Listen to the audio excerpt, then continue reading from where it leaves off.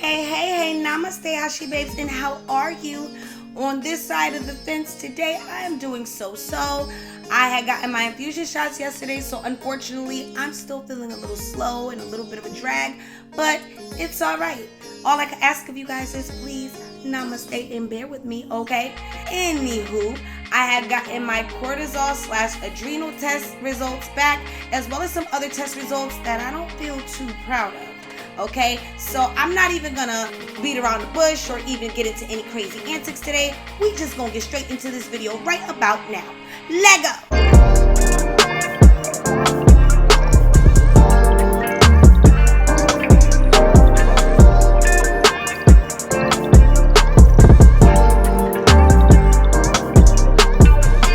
Hey, Namaste Hashi Babes. Welcome back to my channel. If you guys are new here and don't know too much about this channel, my name is Lady Dream and this is Life After Hashimoto's, okay? Before I get into this video, I want you guys to go to my Instagram page and follow me at LadyDream890. And you can also like and follow the page Life After Hashimoto's on Facebook. Alright, so let's get into this video. I have gotten my adrenal / cortisol test back, and also some tests that I also had gotten back due to the normal testing that I would normally get, plus out of curiosity of my doctor, she wanted to test my B12. Now, first things first, okay, into the results. Now, one of the things that she did test that is normal for testing, which you should get tested all the time when you do a follow-up appointment or any appointment, is your thyroid levels, which is your T3, your T4, and your Thyroid Perioxidase, as well as your TPO Antibodies, okay? And my thyroid function is normal as far as T3 and T4 goes, okay?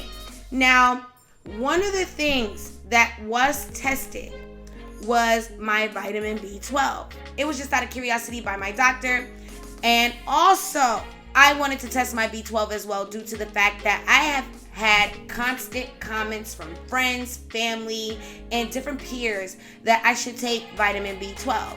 But to be honest with you, on a truthful level, vitamin B12 should not be taken lightly, okay? You should test your vitamin B12 levels before you even decide to take vitamin B12.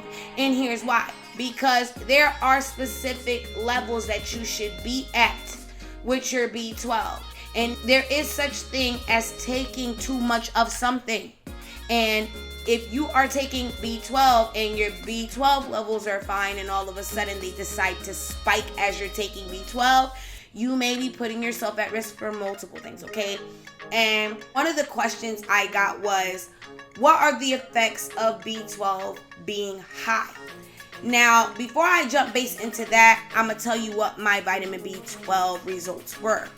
So, my B12 results were high, okay? And one of the things that my doctor asked me was, are you taking vitamin B12 supplements? I kept telling her, no, I don't take vitamin B12 or any other vitamins other than what you give me.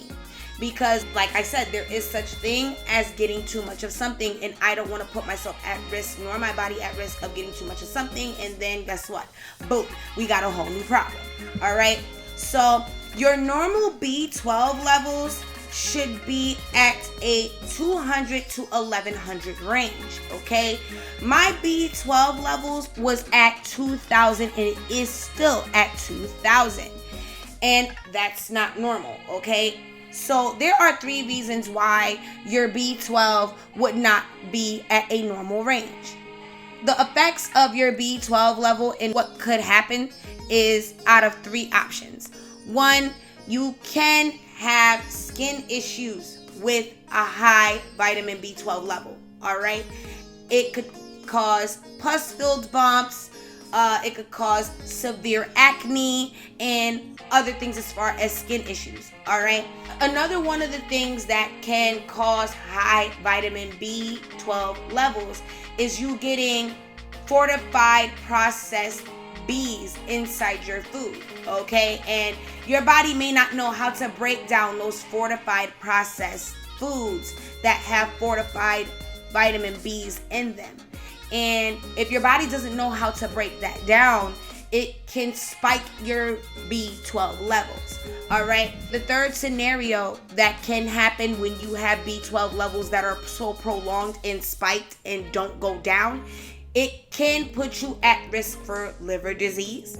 It can put you at risk of leukemia and other problems. And the last thing you need is high vitamin B12 prolonged and continuing to be spiked, okay?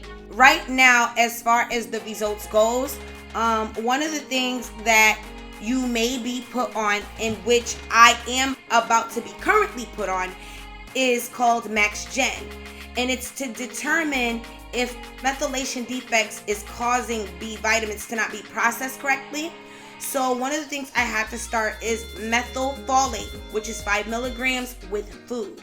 Okay, and what it does is it's going to bring down my B12 levels back to normal. Another thing that came back abnormal, of course, as always, is my thyroid peroxidase antibodies, okay? And your thyroid peroxidase antibodies should be at a 9 or lower. Right now, it is not low.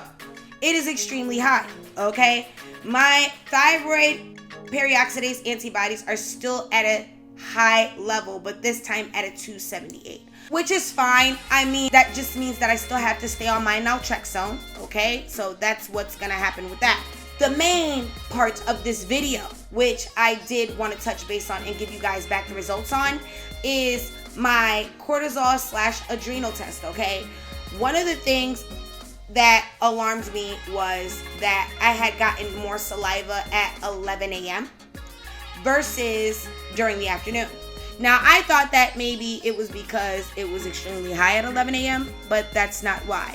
One of the things that I noticed about my 4 p.m. test was that it was kind of low on my saliva levels. So the results that came back were that my cortisol levels were high at 4 p.m., which would explain a lot as to why after I eat, I would be so lagged. And another result as far as it being so high was at 12 a.m., which explains why I barely get any sleep. And I have all this jolted energy at 12 a.m., okay? So since that's happened, one of the things that I do have to be put on, which is an adrenal support, and I have to take 1 cap in the AM and 1 at noon. But I also have to be put on a cortisol manager for the nighttime, which I have to take 1 at night after dinner. So this way it could bring down my cortisol levels at night, so this way I could get some comfortable sleep. And the adrenal supplement will also help me continue my energy during the day rather than deplete it during the day to where I sleep all day. So that is my cortisol test results. So I know this video is kind of short, but you will be getting another video. This is just to go over the test results as far as that goes. So this way you guys got a quick update on those cortisol tests. All right. So I love you guys. I want you to like, share, subscribe, and look out for the next video. And hit that notification bell so this way you guys are notified for when new videos are available, okay? I love you guys, and I want you guys to stay clean, stay safe, wash your hands, and don't be nasty. And wear your mask everywhere you go, okay? It is still COVID, and I want you guys to be safe. I am having heavy prayers for my dad because my dad is at higher risk than me, and unfortunately he has COVID. So that's what I found out this morning. So I will not emphasize this to you enough to please wear your mask. All right. I love you guys. I wish you guys nothing but love, peace, and positivity. And I will see you guys next video. Okay. Look out for the next few videos. All right. Love you guys. Talk to you guys soon. Mwah. Bye.